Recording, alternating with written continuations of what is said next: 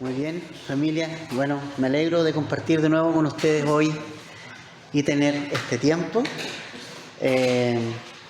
Y vamos hoy día a terminar el capítulo 9 de Génesis que comenzamos la semana pasada. Recordar que la semana pasada vimos ese nuevo comienzo para la humanidad, ¿cierto?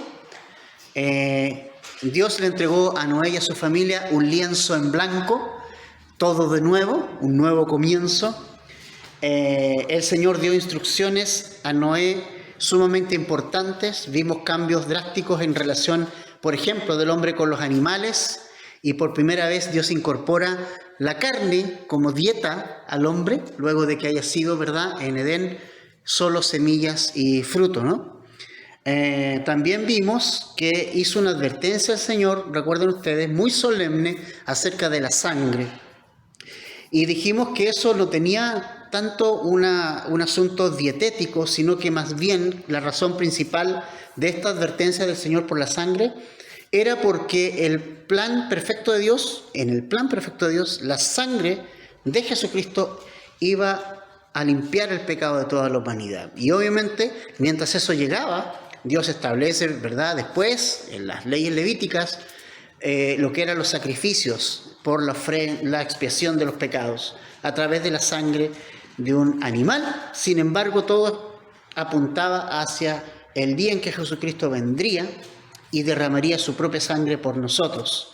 En el fondo, Dios estaba educando al ser humano, diciéndole que la vida estaba en la sangre, que era sagrada, que había que respetarla, porque un día Jesucristo la iba a derramar por todos nosotros, porque sin derramamiento de sangre, dice la Escritura, que no hay remisión de pecados.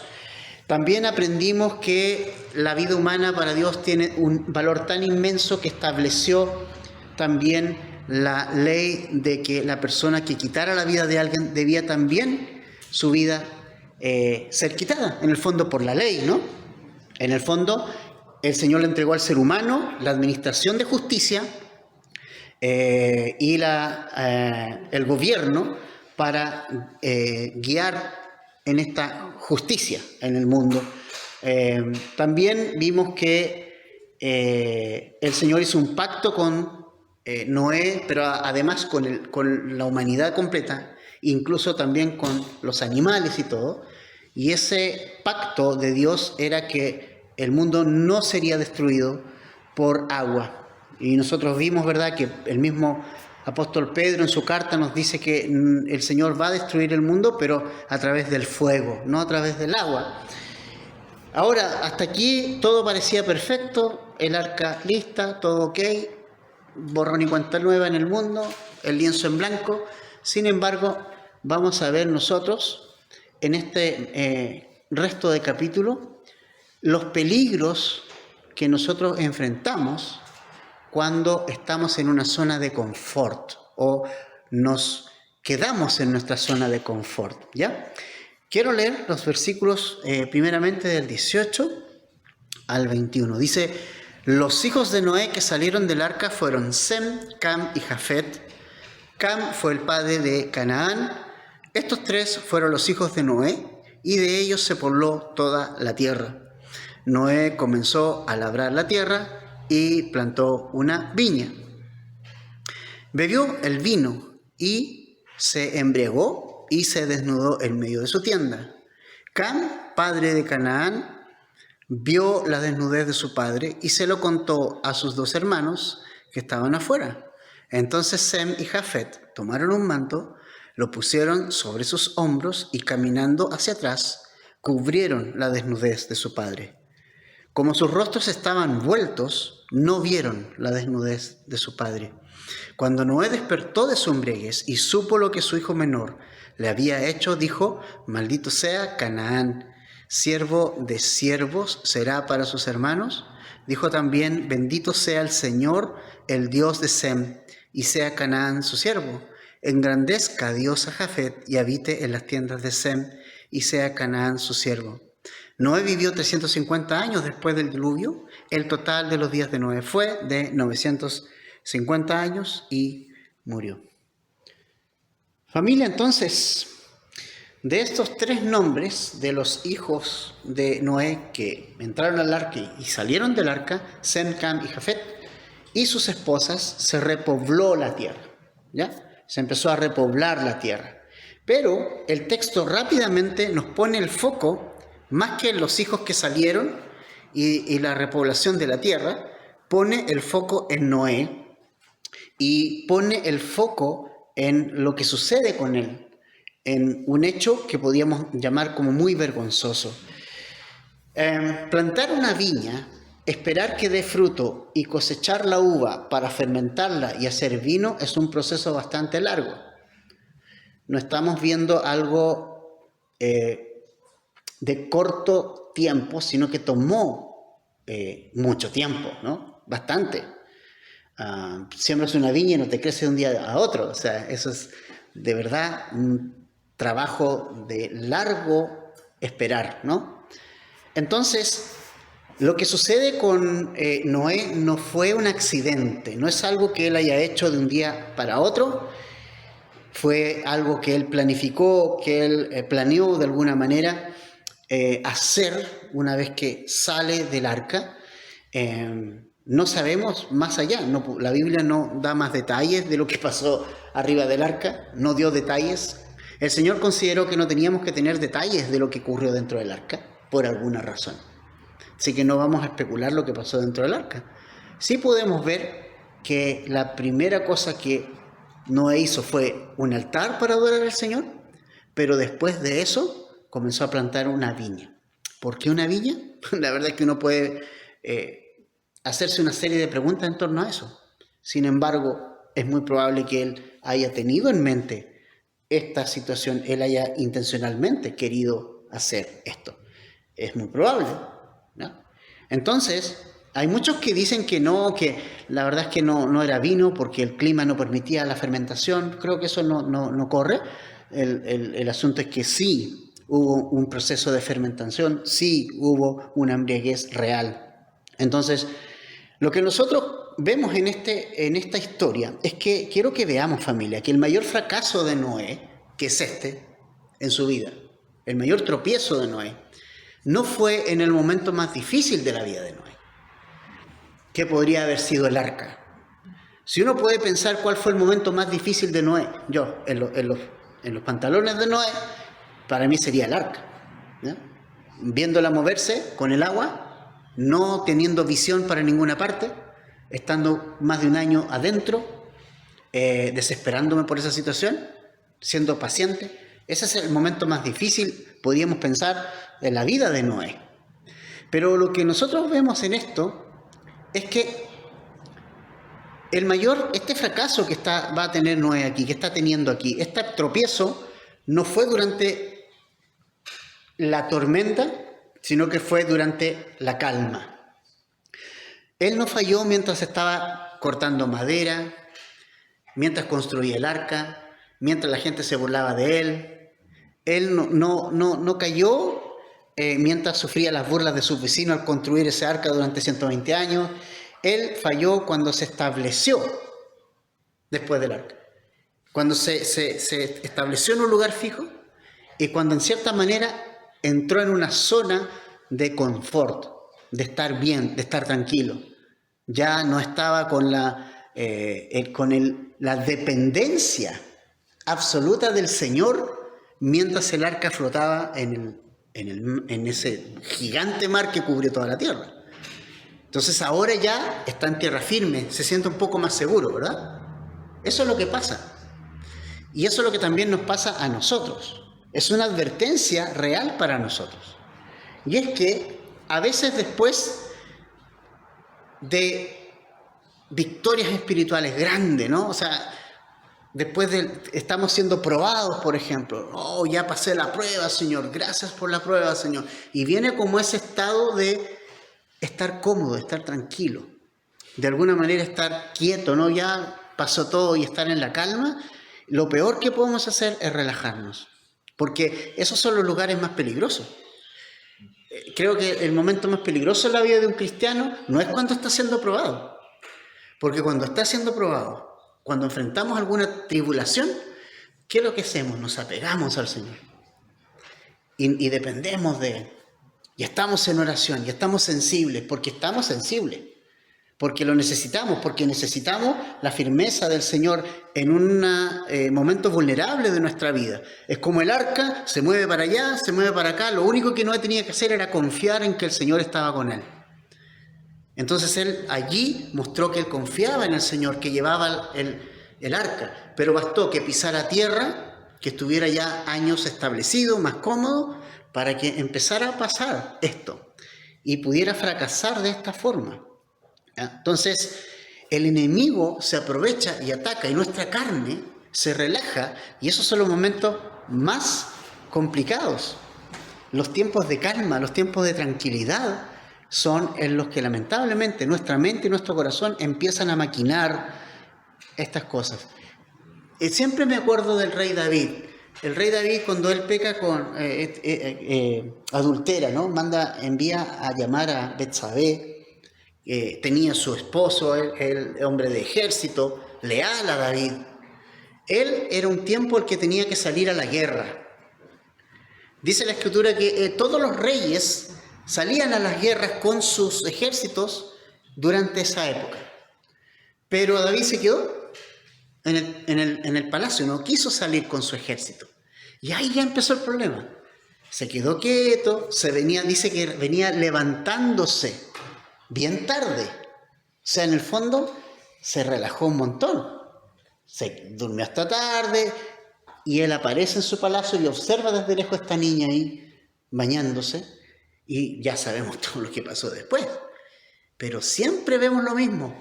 Cuando viene el relajo, cuando estamos en una zona de confort, cuando ya no nos pasa nada, nos relajamos en cuanto a nuestra vigilancia de nuestra relación con el Señor. Y nosotros siempre debemos estar velando y orando. Jesús siempre dijo eso. Siempre a sus discípulos, velen, oren y oren. ¿Por qué tenemos que velar? ¿Por qué tenemos que orar? Porque el espíritu está dispuesto. Esa es la respuesta. Es decir, mi interior quiere hacer las cosas bien para el Señor. Todos nosotros queremos hacer las cosas bien para el Señor. Todos nosotros queremos agradar al Señor. Yo no tengo ninguna duda que cada cristiano de este mundo quiere agradar en el fondo al Señor. Todo cristiano nacido de nuevo quiere servir al Señor y quiere de todo corazón hacerlo. Yo no tengo ninguna duda de eso, porque tenemos un nuevo corazón. Queremos hacerlo. Sin embargo, el gran problema es que la carne es débil. Y por esa misma razón es que nosotros debemos mantenernos vigilantes y atentos. Obviamente los discípulos de Jesús se quedaron todos dormidos en ese tiempo que tenían que velar y obviamente cada uno después se fue por su lado, dejó solo al Señor y el Señor sabía todo eso y para él, digamos, lo dejó pasar. Porque en el fondo la promesa del Señor para ellos es que ellos iban a ser esos discípulos que iban a llevar el Evangelio a todo el mundo. Entonces, eso también nos habla de que el Señor no nos desecha si nosotros cometemos un error. Sin embargo, es advertencia esto para nosotros. Bajamos la guardia y es ahí donde el enemigo ataca.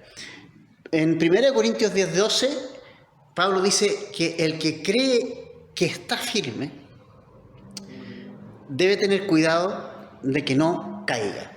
Es decir, no podemos estar 100% relajados y seguros.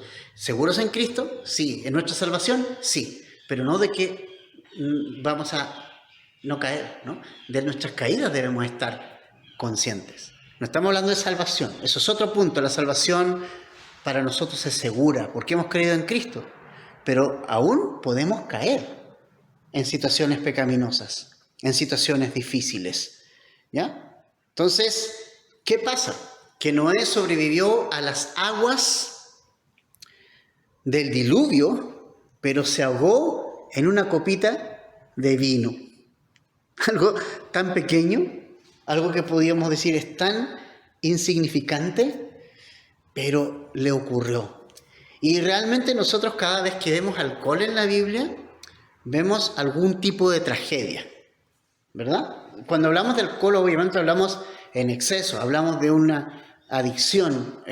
Dice Proverbios 21, el vino es escarnecedor y la bebida fuerte alborotadora, y cualquiera que con ellos se embriaga no es sabio. O sea, en el fondo también en Proverbios 31, no es de reyes Lemuel, no es de reyes beber vino ni sidra. Deje eso para la gente de doble ánimo y todo eso. Entonces, el resultado de la carne sin control siempre va a ser la pérdida del dominio propio y la vergüenza. No se expone de alguna manera. Ahora, al llegar a esta sección tan dolorosa y todo lo que ocurrió con Noé aquí y su borrachera expuesta, clara, uno pensaría que Noé, después de haber visto el juicio de Dios, ser salvado por su gracia, viviría una vida impecable. Pero no fue así. Él cometió este fracaso. Y una de las cosas que me encanta de la Biblia es que la Biblia Dios nunca ha estado interesado en esconder los fracasos de sus héroes. Los cuentos artificiales, los cuentos creados, tratan y muestran a los héroes perfectos, ¿no?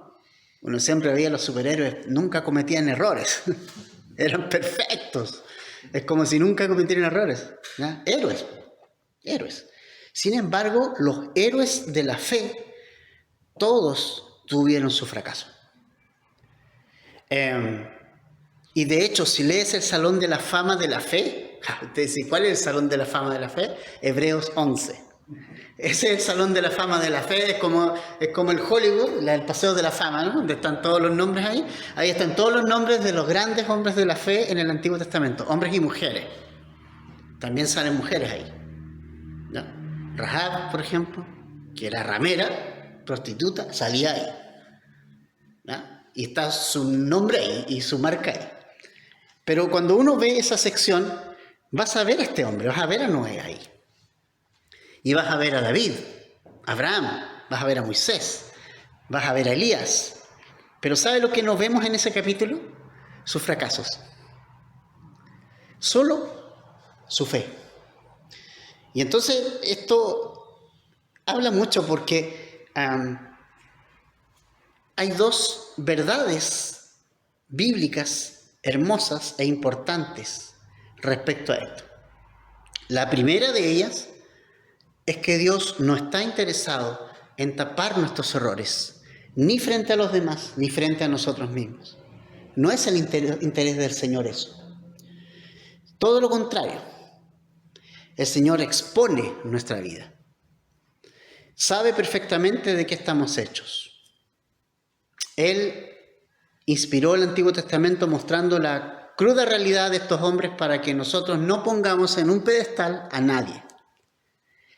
Y a veces, esto pasa mucho, los cristianos nos preocupamos demasiado por mantener una fachada de perfección.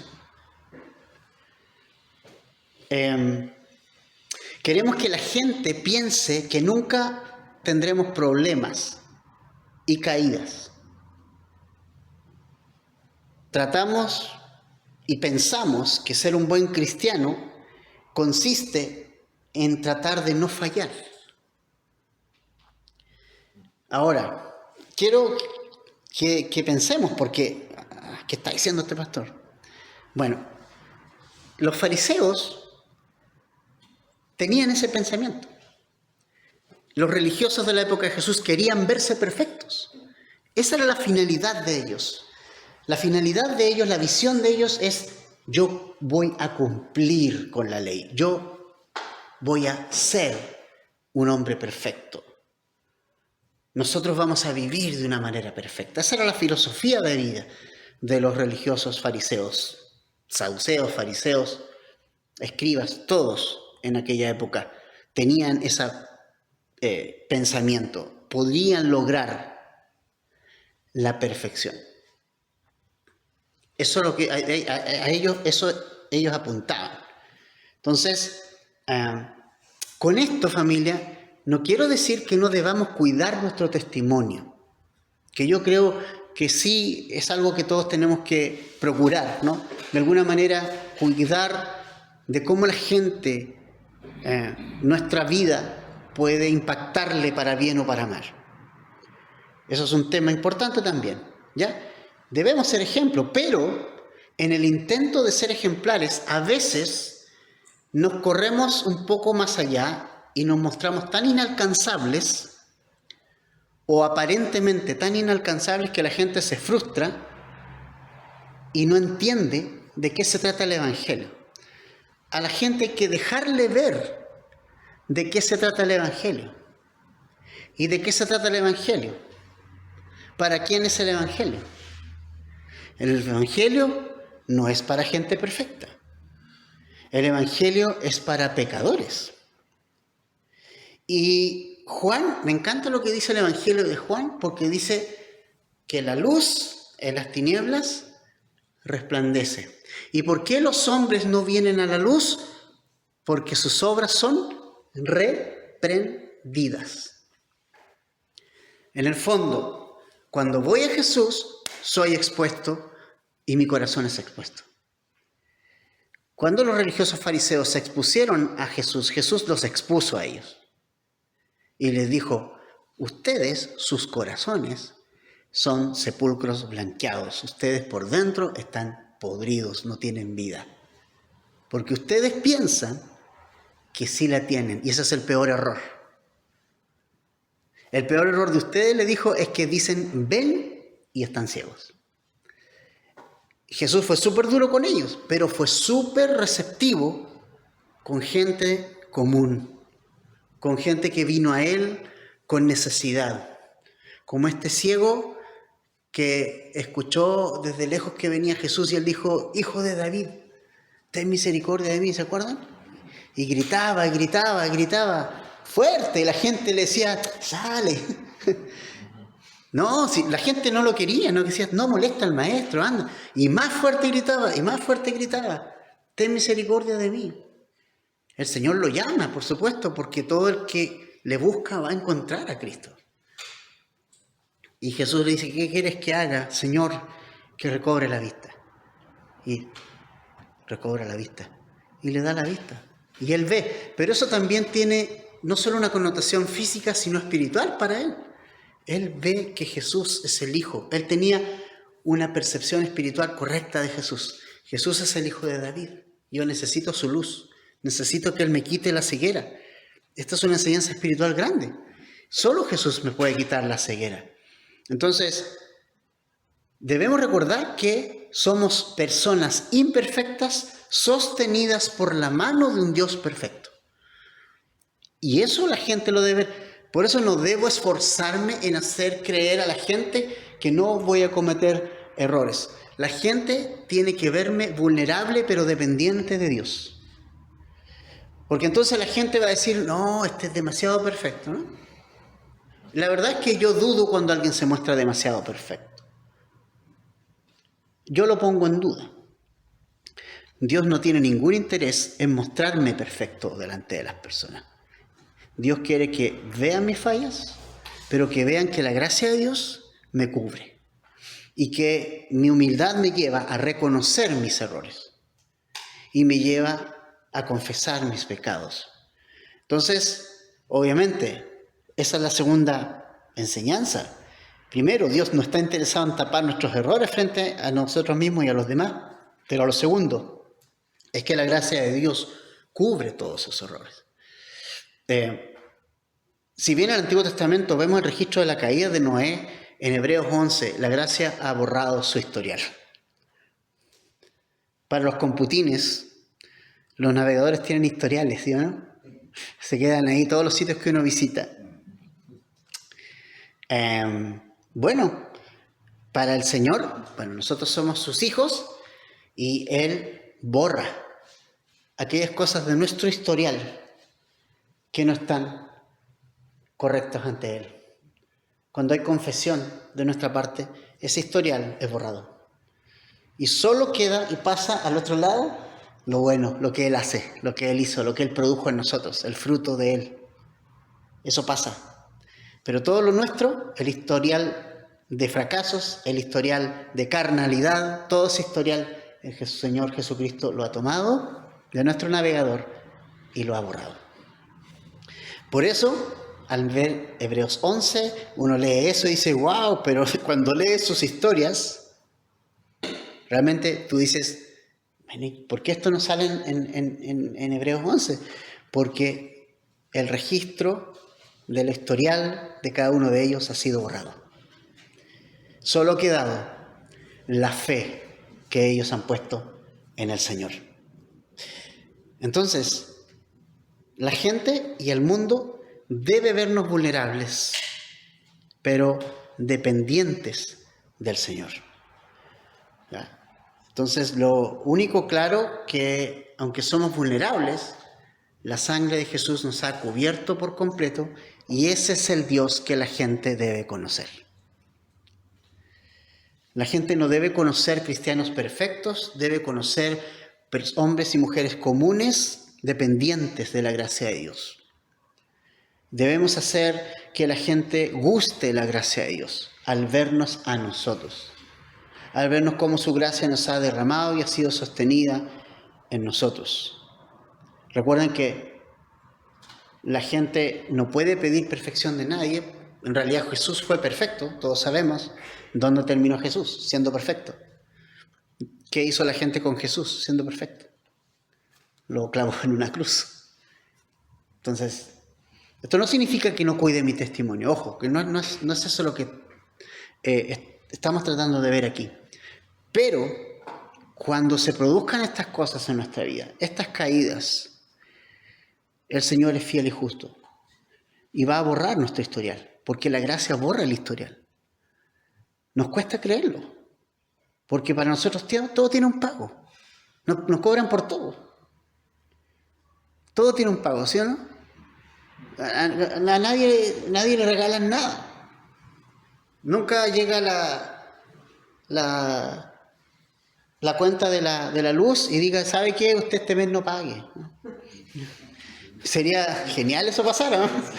Que llegara la cuenta de la luz y dijera, este mes usted se ha ganado un año gratis de luz, ¿no? No pasa y no va a pasar. Todo se cobra, menos la salvación. No se cobra. La pagó Jesús. Él cubrió. Y nos cuesta entender eso en nuestra mente porque nosotros pensamos, pero es que pastor, si usted enseña eso, todos se van a desbandar. No, no es así. La gracia de Dios nos da y nos centra en Cristo y Cristo va a ir cambiando nuestra vida. Va a ir transformando nuestra vida. Recuerdo que muchas veces de la iglesia de Temuco nos decían, a ustedes va gente porque ustedes los dejan ir con el pelo largo, los dejan ir de esta forma, los dejan ir de esta otra forma. No, nosotros ni dejamos ni hacemos nada, simplemente les enseñamos la Biblia y el Espíritu va haciendo algo en ellos. Confiamos en lo que Él hace. Y si se encuentran con la gracia de Dios, el Señor va a borrar su historial y va a comenzar a hacer una obra en cada uno de ellos. Entonces, ahora, lo que sucede después, familia, en el verso 22 y 23, podríamos llamarlo, es una clase magistral de cómo reaccionamos los seres humanos ante el pecado de los demás. En el 22 dice, Cam, padre de Canaán, vio la desnudez de su padre y se lo contó a sus dos hermanos que estaban afuera. Entonces Sem y Jafet tomaron un manto, lo pusieron sobre sus hombros y caminando hacia atrás cubrieron la desnudez de su padre. Como sus rostros estaban vueltos, no vieron la desnudez de su padre. Entonces, familia, aquí vemos, miren, vamos a ver dos corazones frente al fracaso ajeno. Noé fracasó, Noé cayó, tuvo un tropiezo grande. Pero a través de Cam y a través de los otros dos hermanos, vemos las dos reacciones diferentes y que una es la que nosotros debiéramos imitar. Primero, la actitud de Cam. Él tiene una actitud perversa. Nos dice en el verso 22 que vio la desnudez de su padre. Y esa palabra en el hebreo, vio, es súper profunda. Porque es Ra, con dos A y con H final. ¿Qué significa esto? Un paréntesis. Hay un libro que se llama Strong. Si usted quiere estudiar la Biblia solo, sin usar comentario, también está en línea. Strong es una especie de libro grandote donde están todas las palabras del Antiguo y Nuevo Testamento, hebreo y griego, y están con una numeración. Usted ve el pasaje donde está la palabra y va la numeración. Y ahí le va a dar el significado, le va a dar la raíz de la palabra y todo lo demás. Cierra paréntesis. Es muy útil. Pero esta palabra no significa una mirada accidental. Implica detenerse, observar y recrear la mirada. Es decir, Cam fue un hijo que entró y en cierta manera se recreó mirando a su padre desvestido de esa forma. Y en lugar de cubrir a su padre, reaccionando de manera cubriendo su desnudez y protegiendo su dignidad, él lo mira y no solo se recrea con su mirada, sino que sale a contarlo, a exponer su pecado, a exponer su miseria con los hermanos. Nunca olvidemos que es su padre. Y su padre en el fondo, fue su líder espiritual. Es su líder espiritual. Es el que lo metió al arca y lo salvó con su fe. Entonces, Cam representa a esa persona que se deleita exponiendo y publicando cuando un hermano tiene lamentablemente cae y tropieza como un cristiano. Y que es un tema muchas veces tabú. El cristiano sí va a caer. El cristiano va a tropezar. Entonces Cam representa a ese hombre, a ese cristiano carnal que se deleita mirando cómo otro peca, cómo otro cae. Y es triste decirlo, el cristiano está como que esperan que otro caiga. Lo he visto. Tengo 53 años, pero llevo más de 20 años de ministerio y he observado un montón de cosas a mi alrededor. Representa a ese hombre que destruye en lugar de edificar. Y siempre me acuerdo de Proverbios 17:9, porque dice que el que cubre una falta busca afecto, pero el que divulga el asunto separa a los mejores amigos. Ahora, ¿cuál es la contraparte? La reacción llena de gracia de Sem y Jafet. Ellos no justificaron el pecado de Noé. Ellos sabían que su padre había fallado gravemente, pero decidieron no exponer su vergüenza para seguir destruyéndolo. Y lo que hicieron fue tomar un manto, caminar de espaldas.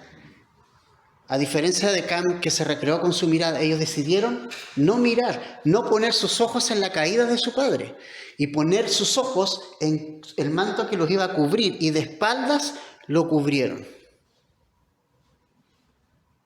Y esto me toca el corazón, me habla mucho, porque en la iglesia de Cristo tú vas a ver fallar a personas. Tal vez tú mismo vas a fallar. Sí, no hay nadie que no falle. Tus hermanos van a fallar. Tus líderes van a fallar. Tu pastor puede fallar. Ahora, ¿qué vamos a hacer? La pregunta clave es, cuando veamos el fracaso y la caída de alguien, ¿cómo vamos a reaccionar? ¿Voy a ser como Cam, que se quedó mirando y disfrutando la caída de su padre? ¿Voy a salir a publicar el chisme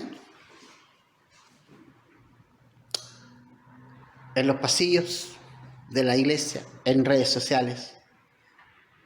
¿O voy a ser como Sem y Jafet, que se acercan con dolor, pero con el suficiente amor de cubrirlo, de restaurarlo? El Nuevo Testamento nos manda a vivir como Sem y Jafet.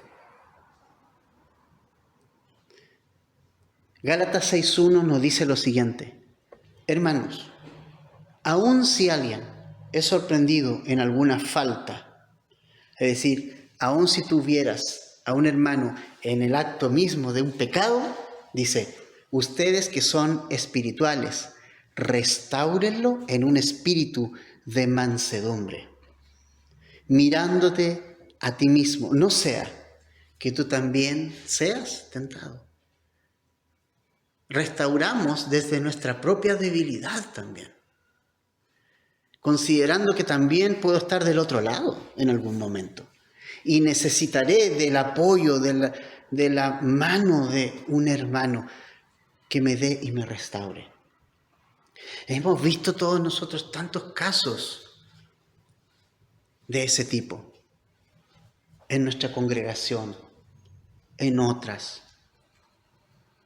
Y realmente una de las cosas que la iglesia hace muy poco es restaurar. Alguien dijo por ahí que el ejército de la iglesia es el único ejército que deja a sus heridos en el suelo. Lamentablemente. Entonces, ¿cuál de los dos estamos nosotros, no? Ahora, ¿eso trae consecuencias? Por supuesto, ¿no? Porque cuando Noé despertó de su embriaguez, supo lo que su hijo menor le hizo, él proféticamente ahí da una maldición. Y curiosamente no a Cam, a Canaán, ¿qué tiene que ver ahí?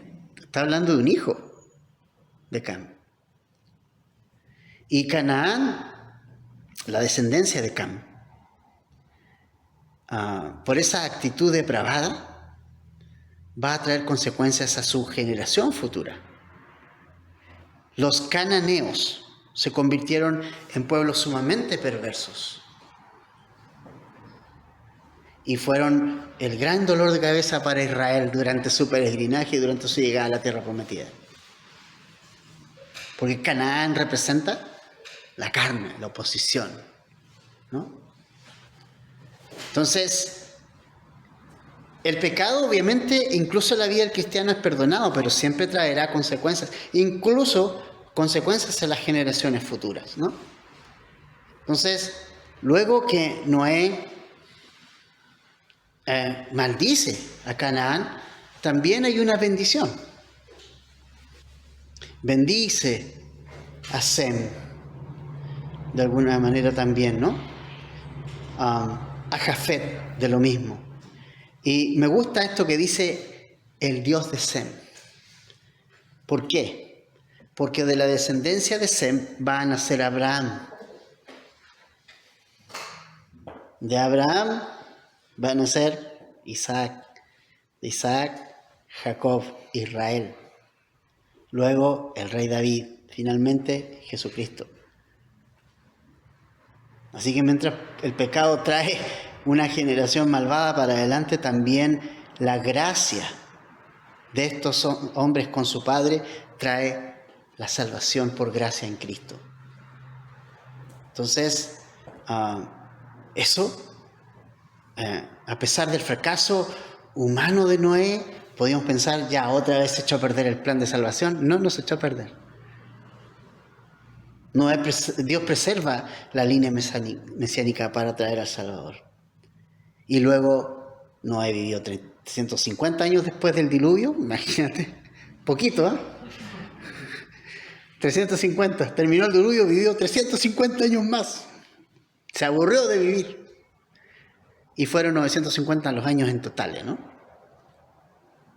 Ahora, ¿con qué aplicación y conclusión nos podemos quedar al terminar este capítulo? Con 3. La primera aplicación práctica es que debo tener mucho cuidado con la calma después de la tormenta, ¿no? O sea, Noé cayó cuando luchaba por no cayó cuando luchaba por su vida y construía el arca. Cayó cuando se relajó en su tienda. Entonces yo tengo que tener esa capacidad de evaluar y no bajar la guardia, aunque los tiempos estén tranquilos. no bajar la guardia. No debo alejar de mi vida, de mi tiempo con el Señor. Debo de tener esos tiempos profundos de oración, de estudio de la palabra. En la zona de confort, la carne encuentra un terreno súper fértil para hacernos tropezar. Es un terreno fértil la comodidad. Porque está el ambiente ideal. Me relajo, ¿cierto?